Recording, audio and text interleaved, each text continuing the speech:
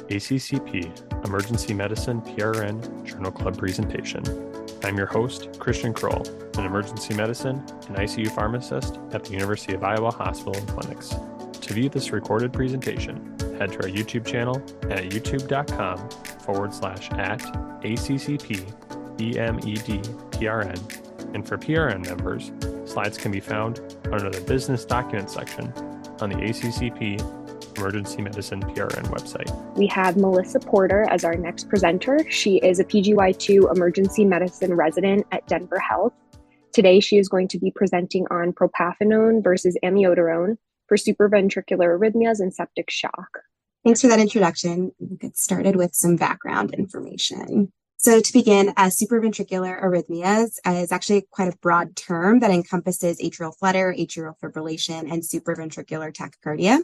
All of these arrhythmias occur above the ventricles, and the first two, mainly AFib, is what we'll focus on for today, as the majority of the patients in this trial ended up having AFib, which occurs as a result of multiple reentrant circuits that end up hitting the AV node and results in an irregular rhythm.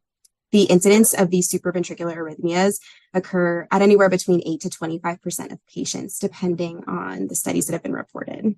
When we do get a patient with new onset AFib, specifically those that have secondary AFib, so those that are caused by a precipitating factor, the first thing we want to assess is that underlying cause, what factors might be precipitating the AFib event.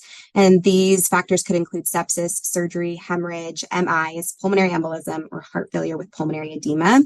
And the main thing we want to do initially is to identify these causes and treat these causes. If a patient who is in AFib becomes hemodynamically unstable, which would be altered mental status, a drop in their blood pressure, or some type of cardiac ischemia or decompensation in their heart failure symptoms, we should be considering synchronized electrical cardioversion for these patients. Moving on to sepsis, as all of the patients in this study do have septic shock. The definition for sepsis is published by the Surviving Sepsis Guidelines, which defines it as a life-threatening organ dysfunction that's caused by a dysregulated host response to infection. And then septic shock is a subset of these patients that should be defined basically by these patients that have profound circulatory or cellular abnormalities that are associated with an increased risk of mortality. And we can identify these patients clinically as those that require a vasopressor in order to maintain their MAPS of 65 or greater, and those that have a serum lactate of greater than 2 in the absence of hypovolemia. And just of note, while AFib in and of itself can be a precipitating factor, while sepsis can be a precipitating factor of AFib, the use of increasing vasopressors will also is associated with an increase in new onset AFib. Looking at the guidelines, so there are European guidelines that were updated in 2020, Canadian guidelines that were updated in 2020, and the American guidelines, which were published in 2014. There was updates, but they don't address secondary AFib management in the updated ones. So these are the last American updated guidelines related to AFib that's caused by an acute illness or secondary cause. So all three of the guidelines recommend managing the underlying condition and correcting for precipitating factors. They also recommend electrical cardioversion immediately if a patient becomes hemodynamically unstable. What's unclear in these guidelines or conflicting between the guidelines is whether or not we should be rate controlling or rhythm controlling patients who present with new onset AFib in the setting of an acute illness. So the European guidelines suggest that rate control is preferred, and they specifically mention IV amiodarone as an option. The Canadian guidelines do not make a recommendation outside of the first two. And then the 2014 AHA guidelines make some conflicting statements. So they first say that during acute illness, patients may require rate control. And then later on in the guidelines, they say that recommend that rhythm control may be favored for AFib that is precipitated by an acute illness. They don't define acute illness, and they don't provide any data or surrounding information related to these statements. Looking at the two antiarrhythmic agents that are going to be used in this trial, there's Propafenone and Amiodarone. So Propafenone is a class 1 antiarrhythmic, which is used for its sodium channel blocking properties. And just as a reminder for Propafenone, it is contraindicated in heart failure, and it does share the US boxed warning as the same 1C antiarrhythmics like flecainide for mortality in patients with structural heart disease. And that's based off the results of the CAST trial, which, while the CAST trial did not use Propafenone within it, because it's in the same class as flecainide, it did receive the same boxed warning. And then moving over to amiodarone, this is a class 3 antiarrhythmic. So when used for rhythm control, we're using it for its potassium channel blocking properties, although it does share properties from all 4 classes of the antiarrhythmics. And just as a reminder for amiodarone, it has been shown to have a delayed effect in terms of converting patients to sinus rhythm when it's used for a cardioversion purpose. And then finally, looking at previous literature, there is not a lot of literature looking at rhythm control, specifically in patients with sepsis or septic shock. However, the authors of the study that we're going to review today did previously publish this retrospective cohort study looking at amiodarone versus propafenone versus metoprolol for supraventricular arrhythmias in septic shock. This was conducted from January of 2013 to December of 2014. And what they found was the large majority of patients in this retrospective study did end up receiving amiodarone. Between the 3 groups, there was a greater percentage of patients who would receive propafenone and metoprolol who ended up converting to sinus rhythm at 24 hours as compared to the amiodarone group. And when they conducted a multivariate survival analysis that corrected for things like age, pressor use, baseline SOFA score, and their need for renal replacement therapy, they showed a reduced survival at 12 months for the patients who had received amiodarone for rhythm control as compared to the propafenone and metoprolol groups. So based off the results of this retrospective study, these same authors designed this randomized control trial looking just at propafenone versus amiodarone for supraventricular arrhythmias in septic shock. This was a double-blind prospective randomized control trial that was conducted at 2 university hospitals in Prague from October 2017 through July of 2022. And they sought to evaluate both the efficacy and safety of IV propafenone as compared to amiodarone in critically ill patients with septic shock. They included patients who were aged 16 to 85 years, who met the 2016 Surviving Sepsis Guideline definition for septic shock, and who had new onset or paroxysmal supraventricular arrhythmias. They excluded patients who had chronic persistent or permanent AFib. They also excluded patients who had severe LV systolic dysfunction or who had a history of a 2nd or 3rd degree AV block, who were dependent on a pacemaker, or those patients who had a recent MACE procedure. They also excluded patients who qualified as having high-dose vasopressor therapy, which they defined as requiring norepi at a dose greater than 1 mic per kilogram per minute. Patients were randomized to receive either propafenone or amiodarone as a bolus followed by a continuous infusion. Patients would also receive electrical cardioversion if they became hemodynamically unstable, and they also allowed for crossover at the provider's discretion. The primary outcome was sinus rhythm at 24 hours. And in terms of their power calculation, they calculated that they would require 100 patients in each group to have an 80% power and a p-value of 0.05. And this was based off of that retrospective study that showed conversion rates at 24 hours of 75% in the amiodarone group and 90% in the propafenone group. And they did conduct an intent to treat analysis. So moving on to the results.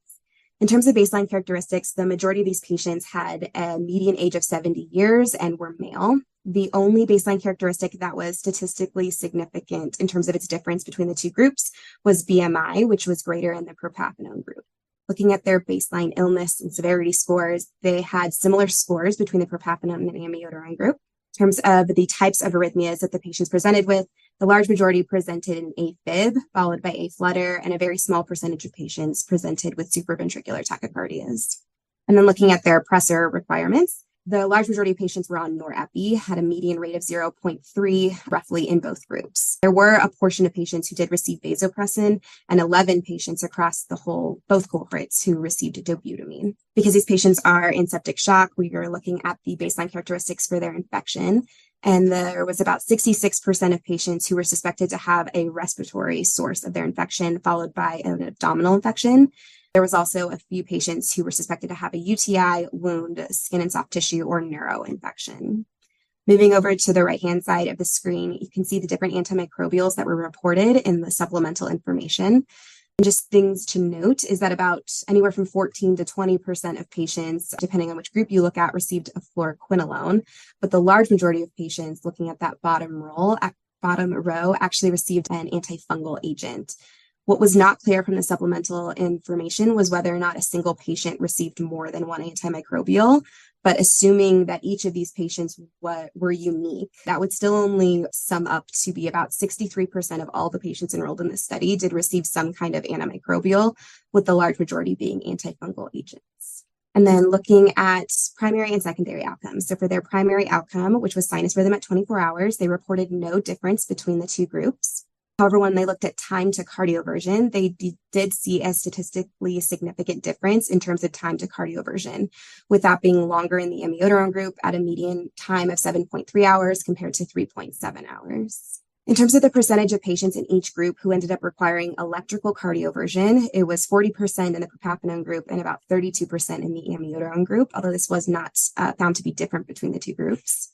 In terms of arrhythmia recurrences, there was about 16.7% of patients who had 3 or more recurrences in the propafenone group as compared to 38.8% of patients in the amiodarone group. And this was statistically significant in terms of its difference. And then looking at the median ICU length of stay, which was longer in the propafenone group at 16 days compared to 11 days in the amiodarone group. And then finally, looking at long-term outcomes in terms of sinus rhythm at discharge, it was right around anywhere from 70 to 76% in both groups. And then looking at that rate at 1 year was largely unchanged in general. And then this was a predefined subgroup that they looked at. So they did a series of echoes on these patients from time from randomization all the way through to 24 hours after they received an antiarrhythmic. And what they found was in patients who had left atrial dilation, so if their end systolic volume in their left atria was greater than or equal to 40 milliliters per meter squared, they did end up seeing this trend toward amiodarone having greater effect in terms of cardioversion as compared to propafenone. So that's the left-hand graph where propafenone is the blue line and amiodarone is the red line. And this is looking at the percentage of patients without cardioversion. And you can see that there were more patients without cardioversion following that blue line or propafenone. So the authors of this study concluded based off of these results that propafenone was not better for rhythm control at 24 hours in septic shock as compared to amiodarone. They also concluded that propafenone demonstrated an excellent hemodynamic safety profile and that propafenone provided faster cardioversion with fewer arrhythmia recurrences as compared to amiodarone. So when I was assessing this study, looking first at its study design, it is a prospective randomized trial that does seek to answer an important and relevant question.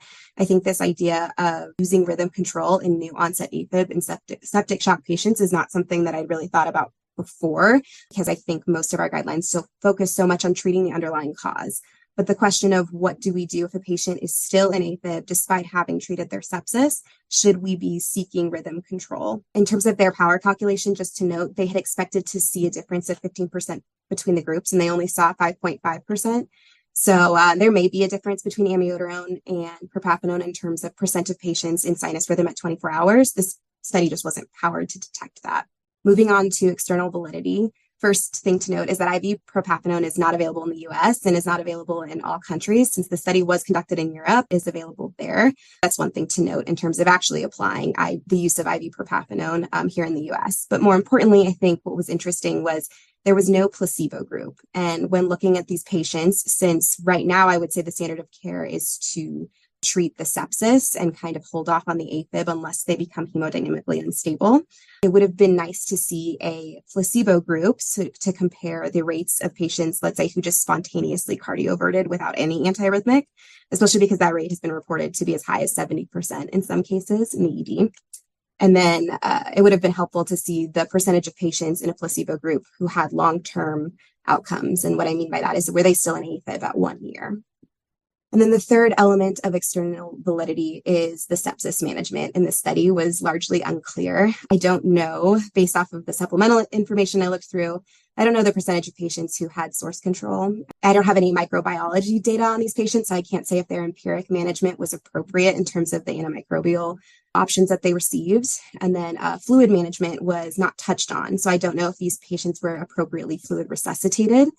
And then looking at the percentage of patients who did require electrical cardioversion, the definition for hemodynamic instability was unclear because all of these patients were in septic shock.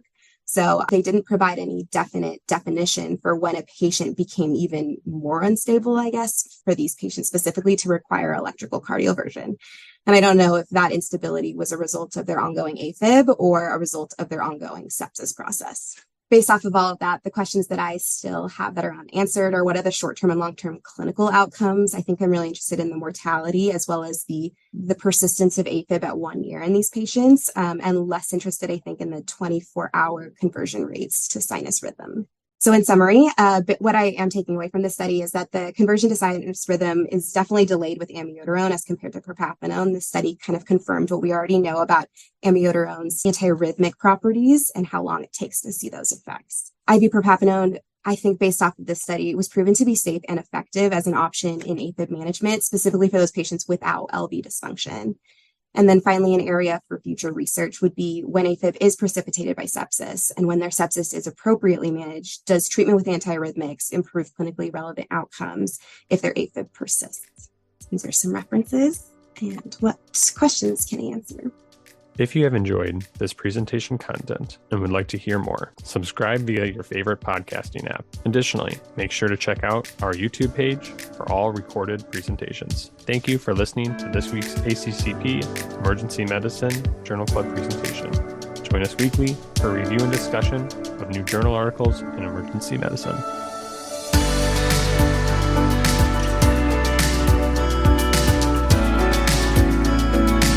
This podcast provides general information only and does not offer individualized medical or professional healthcare services, including pharmaceutical advice. The contents and materials in the podcast are not intended to be a substitute for inpatient pharmaceutical advice, diagnosis, or treatment. And the use of the contents and materials in the podcast does not constitute a pharmacist-patient relationship. As a result, the information in and materials linked to this podcast are applied at the user or patient's own risk. Users or patients should consult their physician or personal healthcare professional. The user or patient should not ignore or delay seeking care because of something they heard on this podcast. In case of an emergency, the user or patient should contact their physician, call 911, or go to the nearest medical emergency facility. The views and statements expressed on this podcast are those of the host and guest and should not be interpreted to reflect the official position or policy of ACCP or the Emergency Medicine PRN.